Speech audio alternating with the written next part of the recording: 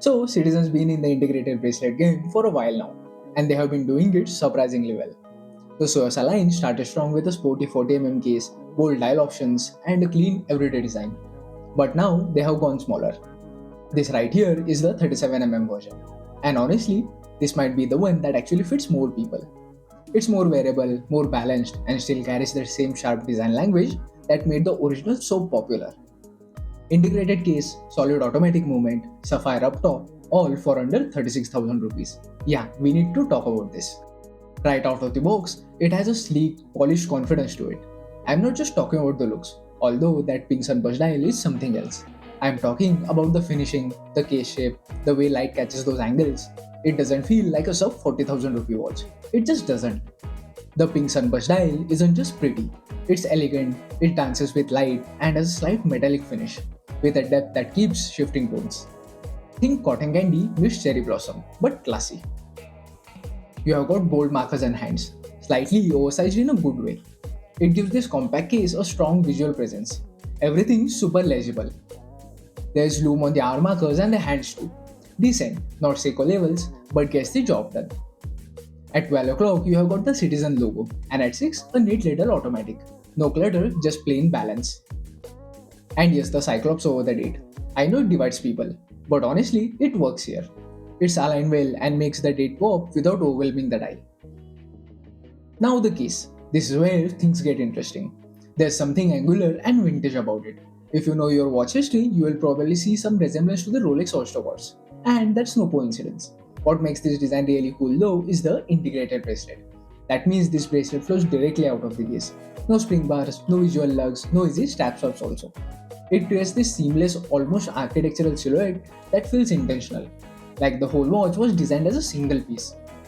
Integrated designs are back and big right now. Think of Tissot PRX, Royal Oak, and now the Rolex Land Dweller.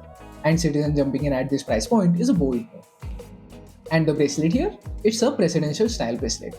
So instead of the flat 3-link oyster look, you get the shorter rounded links, usually found on the dated style watches from Rolex.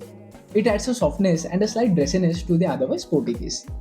But here's my nitpick. The bracelet and the case don't totally match in the design language. The case is all sharp edges and flat planes, while the bracelet has that rounded, almost soft vibe. It's not a deal breaker, but if they would either soften the case or gone for a flat link bracelet, it would have been way more cohesive. Like it's so close being perfect. Let's talk about the crown. This one's at 4 o'clock. And yeah, it's tiny. I get that it's meant to blend into the case for sleeker profile, but honestly it's hard to grip. If they were keeping it small, I would have much preferred it at 3 o'clock position. As it is, winding it manually isn't the most comfortable experience. Flip it around and you are greeted with an open case back, which I always appreciate at this price point. Inside is the Citizen's in-house Miyota Caliber 8210, a 21 joule automatic movement, ticking at 21,600 beats per hour, with around 40 hours of power reserve. It's reliable workhorse stuff, not flashy but super dependable. It hacks and hand winds, which is great and a nice upgrade over some older Miyota movements that lack these features. Accuracy wise, it's rated around plus minus 20 to 40 seconds per day. But on paper, most people report it running much tighter at around plus minus 5 to 10 seconds. Mine's also been pretty stable. What I found different is the movement. It has a copper tone finish, a small touch of decoration that gives the watch a unique character. But does it go with the watch or no is totally your decision.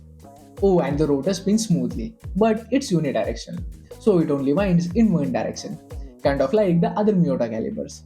But still very efficient. It even spins better than my own Seiko's rotor. Alright, some quick fire numbers with context. Case size is 37mm, then lug to lug is around 44mm, which keeps the watch compact and wearable. Thickness is around 12.6mm. Then we have the bracelet width of 19mm, tapering down nicely to 17mm. For crystal, we have sapphire with sapphire cyclops, but mineral glass on the case back. Water resistance is 50 meters, decent for any dress watch. Bracelet is integrated, so no easy strap swaps. Clasp here is press to release style, works fine but feels a little too basic compared to the rest of the watch. A butterfly clasp would have elevated the experience massively. So, how does it wear? Honestly, surprisingly well. The watch wears light, the bracelet's comfy, and the case is low enough to slide under a cuff. That pink dial? It sounds like a bold choice, but it actually works with a ton of outfits. Whether you are in a white shirt, hoodie, or something casual, It adds personality without shouting. This is one of the watches you could actually wear daily, to work, to brunch, or even at a wedding. It's built solid, wears light, and has just enough flair to feel fun without being unserious. So here's my take. The Tsuyosa 37mm isn't just a smaller version of the original. It's its own vibe.